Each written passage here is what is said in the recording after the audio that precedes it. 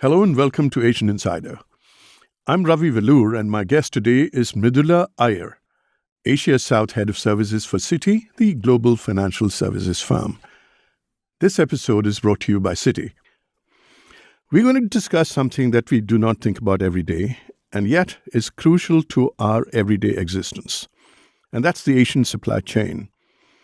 Whether it's about the cooking gas that warms your tea or the dozens of parts that make up the bicycles you ride, and almost anything that you can think of, we do not always recognize that behind a single product, there are so many companies across several countries that could be involved in putting it together.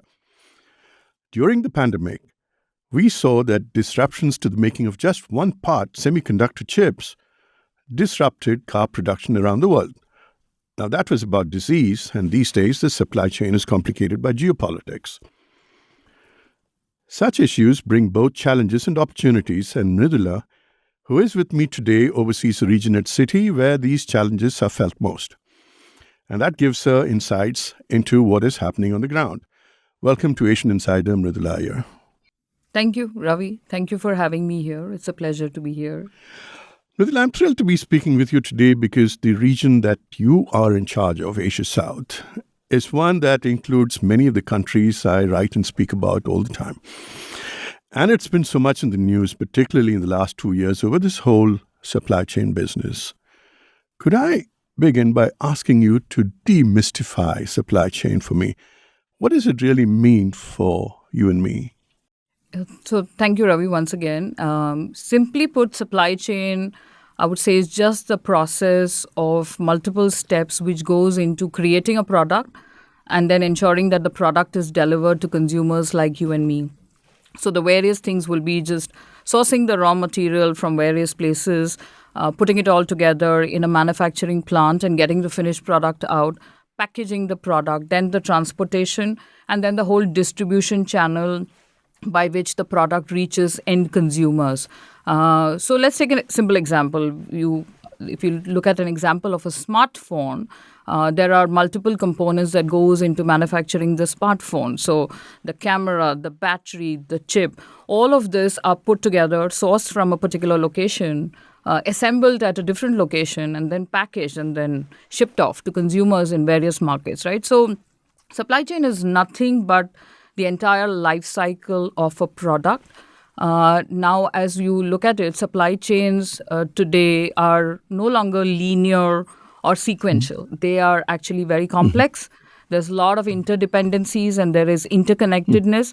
And that is the reason why even events like wars, tariffs, the pandemic all cause significant impact to the supply chain. And when supply chain gets disrupted, that's when consumers like you and me get impacted, right? Because either it means that the product is not going to be available to us or it's just going to be simply a lot more expensive than it was, right? So that is what I would say supply chain in a nutshell means for all of us. Fascinating. Could you tell me what you see as the three big trends in supply chain, particularly in the Asian region? Yeah, so I think before I get to that, maybe it would make sense to just take a step back and look at how global trade has been and what kind of flows are we talking about, right? So global trade flows has significantly increased in the last several decades, I would say. In the 1970s, it was about, say, 25% of the global GDP. Today, it is over 60% of the global GDP. And then Asia obviously has been at the center of this growth in a very big way and accounts for more than 40% of this flow. So that gives you a sense of how much flows is going through Asia just for trade, right? And then you overlay with that the supply chain complexities that I just spoke about. If you take the same smartphone example, say maybe a couple of decades ago, you procured the various components of the smartphone from, say, maybe 3 or 4 countries and then assembled it and then shipped it off. Today, it's become far more complex, right? You get the battery from a particular country, the chips may come from Taiwan, the rare earths may come from China.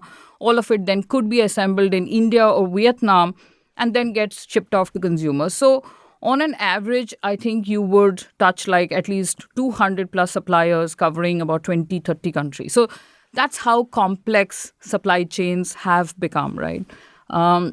We recently did a survey and just to understand how companies are using supply chain, and what we realized that on an average companies could end up having 300 plus buyer relationships and 350 plus supplier relationships. That is how intricate the whole equation of buy and sell has become. So one is the big trend that we have seen in the last couple of years is diversification of the supply chain. As companies have looked at better cost efficiencies, more production capacity, better quality products, or just staying close to where the markets where they are operating, we've seen the supply chains moving away from into very diversified markets. And Asia has been a very big beneficiary, especially ASEAN has been a very big beneficiary of that diversification. So that is one big trend that we have seen. Supply chains becoming more diversified, manufacturing, production, etc., becoming more fragmented, right? Then the other big change that we saw was companies obviously wanted a lot more cost efficiency. So inventory, etc., was just in time inventory, as we call it, because you just have enough inventory buffers to Yeah, take care that's of what your the Japanese production. taught us, right? Yeah. So, yes, they used to operate on like lean and mean Right. basis. But I think with the pandemic and some of the other disruptions that we have seen, we're seeing that trend changing quite a bit. So now they do end up having more buffers. There is more reliance on resiliency than just on efficiency, right? So I would say the two, three broad trends that we have seen is diversification of supply chain, with a lot of that coming into Asia, and companies really understanding how critical supply chains are to their core production. So there is a lot more focus on resiliency, on robustness of the supply chain, and how to ensure that supply chains do not get disrupted with various events that happen. Thank you. That's fascinating. I was with the CEO of Brompton Bicycles the other day, and he was telling me that his bicycle is made out of 1,200 parts, and I couldn't believe Yes. that something as simple as a bicycle could have more than 1,000 parts. Thanks for Absolutely. that. From my observation, Mridula, growth is slowing in the aging societies of Northeast Asia and moving both southwards and to the southwest. In fact, those would be the regions that you run for Citi. Yes. Yes. Now, does that have implications for the supply chain behavior? Yeah, I think the ASEAN markets, especially, and then when I look at India, Bangladesh, as I said, that these are some of the countries which have really been beneficiary of this supply chain diversification that has happened over the last decade or so. The China plus one strategy that everyone keeps talking about, diversifying away from China, has also helped the ASEAN countries in a big way, right? So we see a lot of flows coming in from China to Indonesia, Malaysia, Vietnam, and multiple other ASEAN countries in a very big way. A couple of factors, I think, which is responsible for this. One is each of these are growing economies. They are growing at 5 to 7%. Most of these countries, the population, we have the advantage of the demographic. The average median age in most of the countries is about 29 or 30 thereabouts, right? And then when you look at, there is good quality infrastructure, there is cost efficiency. So there are multiple reasons why the ASEAN markets and Asia South, if I can call it, has been a very attractive destination for supply chains. And we can see a lot more trade flows going through these countries in the last couple of years, right? Right. So, When I think of a Federal Express, FedEx, or a UPS, it's very easy for me to see how they fit into the whole supply chain business. It's a little more difficult for me to picture Citi in that supply chain. Can you give me a sense of how a financial institution like yours figures in the supply chain? yeah, we are all through the process, right? I mean, I think we are so integrated into just trade and the movement of money and how we can help the companies when it comes to doing better business. There are many aspects to that. But if I just were to stick to what we do with trade and supply chain, I think there are a couple of ways in which we come into the picture. I spoke about companies building up inventories, buffer inventories to take care of any situations which are, not the usual ones that we go through. In that case, you can imagine that inventory means a lot of liquidity is stuck up in those inventory and you're not able to churn that, right? That's where we come in with options and solutions for customers around inventory financing. So that's one way to look at it, right? Then as companies are selling their product, there's always a lead time before they are able to get the money out from what they have sold. Often there are structures that we give to customers around receivable solutions where we are able to buy the portfolio off and give them advance financing for what they have already sold, right? And just other forms of lending to help them with the working capital gap is where the bank comes in. Then if you just look at trade and the movement of goods, a lot of that just goes through banking channel, whether the movement of the documentation for the trade or just the payment, etc., goes through the banking channel, right? So there is a lot of efficiency that you can bring to the customers through your digital solutions. And that's where I think Citi has a lot to offer on how to make trade, supply chain efficient, and how do we give a lot more working capital optimization to our clients. Right. But there are many banks in the region. I can think of one in Singapore and another one in Malaysia that claim to have a special focus on Southeast Asia and ASEAN and all that. What makes you special?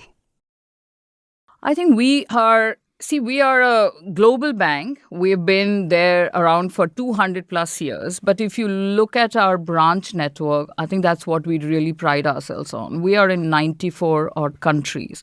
But in each of these countries and in several of these countries, we have been there for more than 100 plus years, right?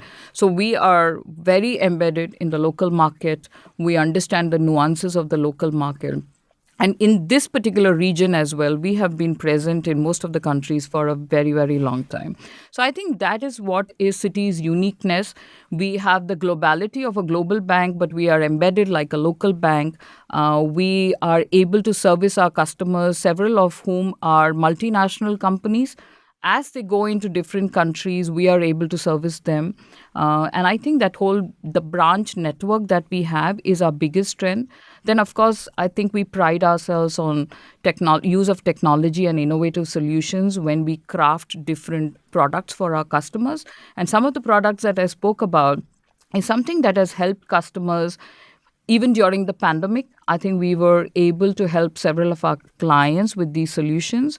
And even now, as we are navigating through the tariff situation, I think we have the advisory and the expertise to tell our customers about what are the leading trends, what are peer groups doing, how are things going to evolve. So that's some of the strengths that I think Citi brings to its clients. I'm sure you do a fantastic job there. Now, this matter of the spillover of Chinese production into ASEAN markets, which you referred to earlier in a brief way, there is also pressure from Asian governments to homeshore production because they fear, that Chinese goods may be swamping their markets. Now, is that causing any shifts in the supply chain as you see it? See, as I was telling you, that we have seen a lot of production come into the ASEAN countries especially, right? And that is also because of some of the home advantage that several of these countries have. Vietnam, for example, has set up manufacturing facilities on a very big scale, right? Malaysia, we are seeing a lot of data center boom in Malaysia, right? India also has very good manufacturing facilities and other like talent, etc., that India brings to the market. So when I look at this region, I think a lot of diversification from China has already happened in the last couple of years. And each of these countries come with unique advantages that has allowed them to take advantage of that diversification. ASEAN itself has grown their trade with several other countries. Intra-ASEAN trade, I think, is also growing, and we have seen intra-Asia trade also grow a lot. So each of these countries have been pretty successful in ensuring that they get their fair share of the China diversification. I see. No, you mentioned Vietnam just now, and I'm aware that you were in Vietnam quite a few weeks ago, right? Yes. Now, that's a country and an economy that's been sucking up quite a lot of Chinese outflow of manufacturing. Could you give me a sense of what's happening on the ground? There's a lot of interest in Vietnam, and is it that is the one ASEAN economy that's gained the most from these outflows, or is it more distributed? I think Vietnam has definitely gained a lot from the diversification that I spoke about. We've seen a lot of manufacturing activity, especially smartphones, etc., happening out of Vietnam. There is also policy, etc., which has been framed in such a way that makes it attractive to do business in Vietnam, right? So a lot of things are working for Vietnam at this point in time. The tariff situation, of course, I think where they started was a very high number. We need to really see where the tariffs end eventually and how they settle.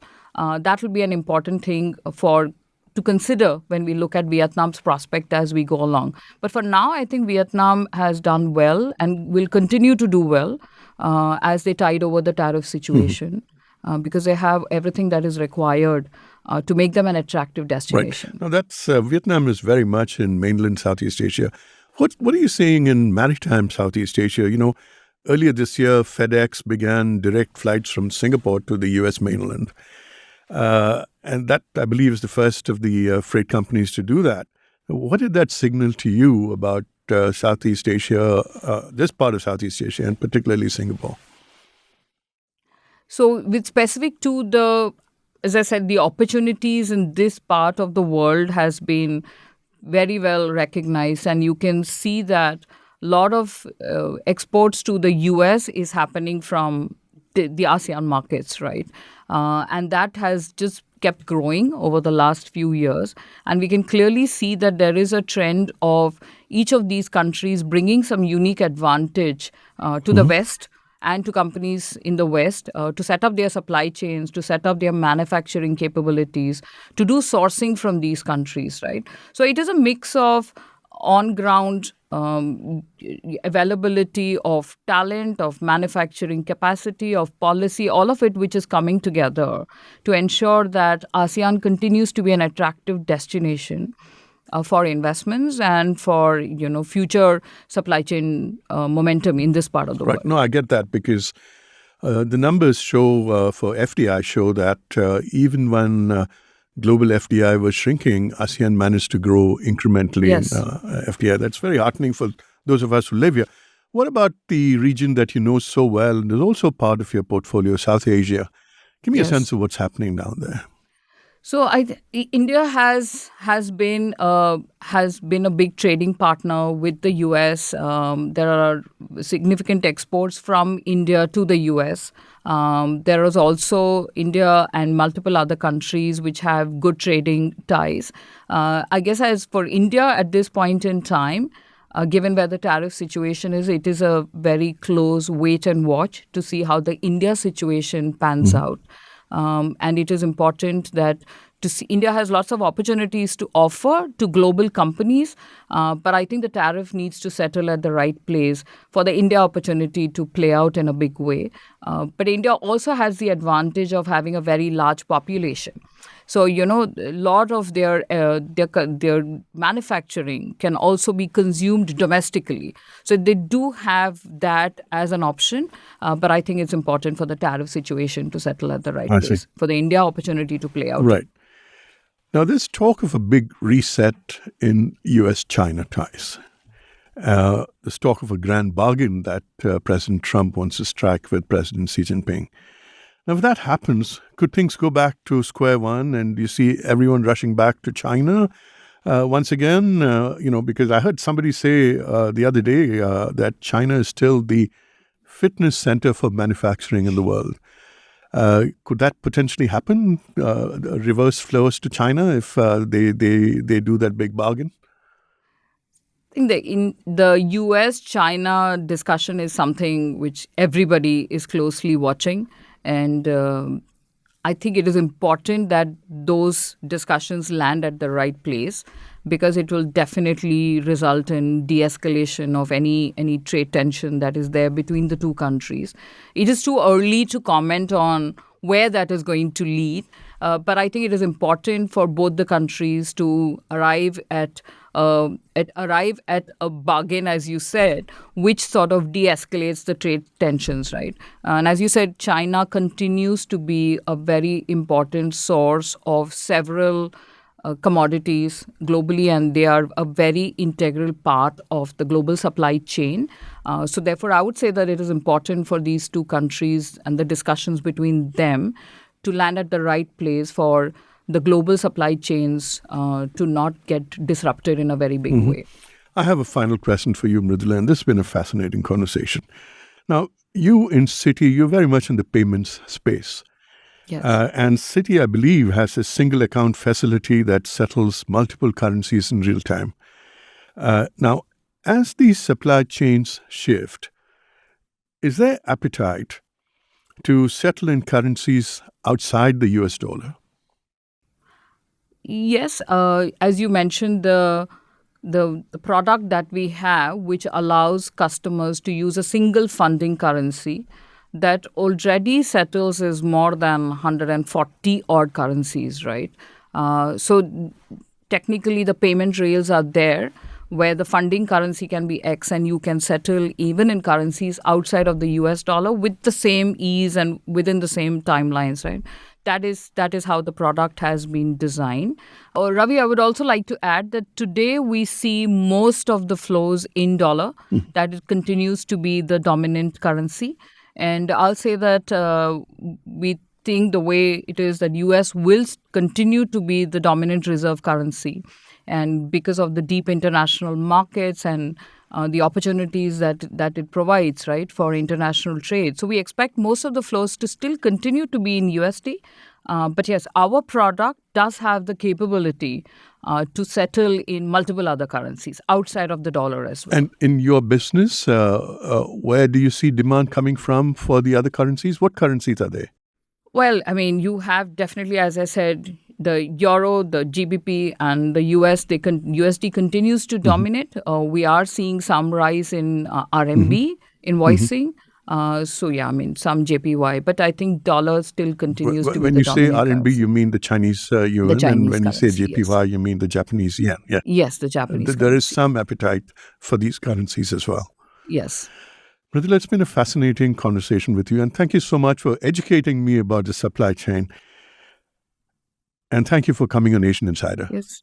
No, thanks a lot, Ravi. I mean, thank you for your time and thank you for giving me this opportunity to be here with you. It's been most fascinating. It's been a pleasure. Thank you so much. Yes, thank you. And that's a wrap for Asian Insider.